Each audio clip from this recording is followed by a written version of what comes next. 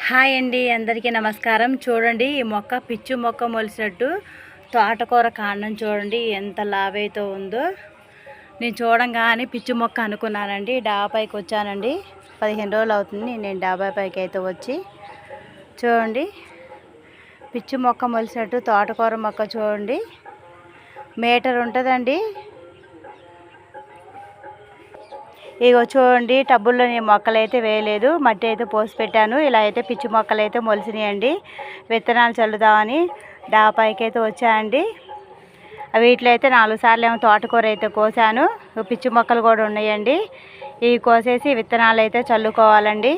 చాలా పిచ్చి మొక్కలు అయితే మొలిసినాయి చూడండి.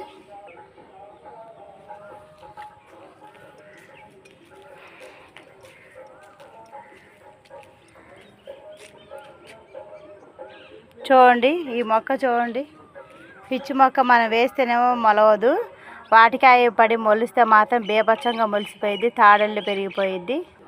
ఇగోండి, వీటిలో అయితే విత్తనాలు, కోడిగుడ్డు పెంకులు, ఎరువు మొత్తం అయితే ఉన్నాయి. ఇప్పుడు ఇవన్నీ చల్లాలండి. చూడండి, ఇదైతే కింద గోతం వేసింది కదండి, అది మోటార్ వైర్ అండి. వాటర్ పడి తడిసి పాడైపోయిద్దని గోతం అయితే కప్పామండి. చూడండి, దాని మీద నుంచి ఎలా అల్లుకుందో, మోటార్ వైర్కి అయితే అల్లుకుందండి. వీటికి కూడా కాయలు అయితే ఉన్నాయండి, కాకరకాయలు కొయ్యాలి. ఇగో చూడండి, చూడండి ఎలా దాక్కున్నాయో కాకరకాయలు అయితే. మొన్న రోజు చెప్పాను కదండి, డాబా పైన కోతులు అయితే ఉన్నాయి, ఇంకో రోజు అయితే కొయ్యాలన్నాను కదండి.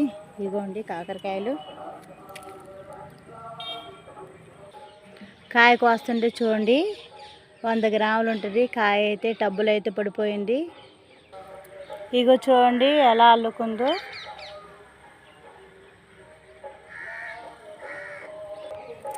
ఈ 4 కాయలను టబ్బులో పెద్ద కాయ అయితే పడిందండి. దీనికంటే పెద్ద కాయ అయితే పడింది.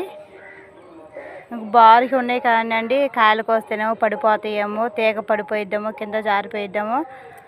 ఇంకో 5-6 కాయలు అయితే ఉన్నాయి. విత్తనాలు అయితే ఇప్పుడు చల్లాలండి, నాటుతాను. మా అబ్బాయికి వాళ్ళ ఫ్రెండ్ అయితే ఇచ్చాడండి. చూడండి, ఈ ఒక్క కాడ అయితే ఇచ్చాడు, ఒక కనుపు.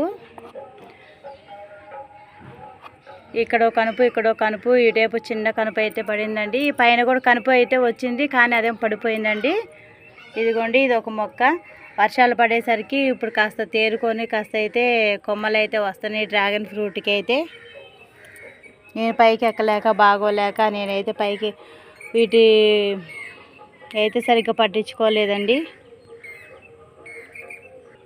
ఇప్పుడు వీటిలో ఈ పిచ్చి మొక్కలన్నీ తీసేసి విత్తనాలు అయితే నాటాలండి. విత్తనాలు అయితే చాలా రకాల విత్తనాలు అయితే ఉన్నాయి నా దగ్గర. చూడండి, పొలంలో నాటేస్తే కనుక పిచ్చి మొక్కలు మొలిస్తే ఎలా ఉంటాయో, ఇలా ఈ నీళ్ళల్లో అయితే జాడిస్తున్నారండి, వర్షం నీళ్ళు.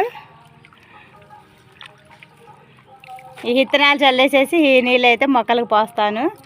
ఆల్రెడీ వర్షం అయితే పడి మట్టి అంతా తడిసిపోయిందండి, నానింది. ఈ తోటకూర మొక్కలు కూడా పీకేస్తే పోయిద్దేమో బెటర్. మళ్ళీ ఫ్రెష్గా అయితే ఈ తోటకూర వండేసేసుకొని ఫ్రెష్గా అయితే విత్తనాలు అయితే నాటుకోవచ్చు. చిన్న మొక్కలు అయితే ఉంచేసి. చూడండి, ఇది కాండము ఎంతలా ఉన్నదో చూడండి మీరే. ఈ కాడ కూడా పీచు పదార్థం మంచిదండి. పీచు పదార్థం తింటే ఇది కూడా పచ్చనిపప్పు వేసి ఎగిరేసుకోవచ్చు, లేదంటే ఫ్రై చేసుకోవచ్చు, బాగుంటుంది.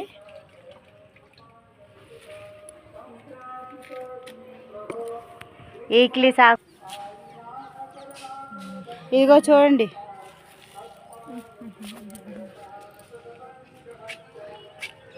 చూడండి చిల్లకడ దుంపల్లో వచ్చేసినాయి. లోపలైతే అడుగున వేర్లు ఎంతలా వచ్చేసినాయో చూడండి. ఉండు, చూడండి ఎలా వచ్చేసినాయో, వేర్లు ఎంత పెద్దవో చూడండి.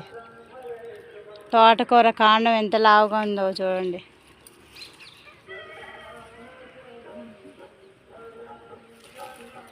ఇదిగోండి, వర్షానికి అయితే బకెట్ అయితే సగానికి అయితే నీళ్ళు వచ్చేసినాయి. దీంట్లో కొంచెం అయితే మట్టి కూడా ఉందండి. ఉల్లిపాయ పొట్టు, అరటికాయలు తొక్కు, కోడి పెంకులు కూడా ఉన్నాయి. ఆ ఎండిపోయిన నీళ్ళు కానీ నేను మట్టిలో అయితే కలపలేదండి. వీటిలో అయితే వాటర్ వర్షం నీళ్ళు అయితే ఉన్నాయి కదా, వీటిలో నాని అనుకోండి, ఈ వాటర్ తీసుకెళ్ళి మొక్కలకైతే పోస్తాను రోజు కొంచెం బలానికైతే. ఇంకా కొన్ని అయితే ఉన్నాయండి, వీటిని అయితే మెత్తగా నలిపేసేసి ఈ వాటర్లో అయితే వేస్తాను. ఈ వాటర్లో బాగా నాని వాటిలో ఉన్న బలం అంతా ఈ నీళ్ళల్లో చేరిద్ది. అప్పుడు మొక్కలకు పోస్తే అన్నిటికీ హెల్దీ అండి, కాల్షియం మొక్కలకు కూడా.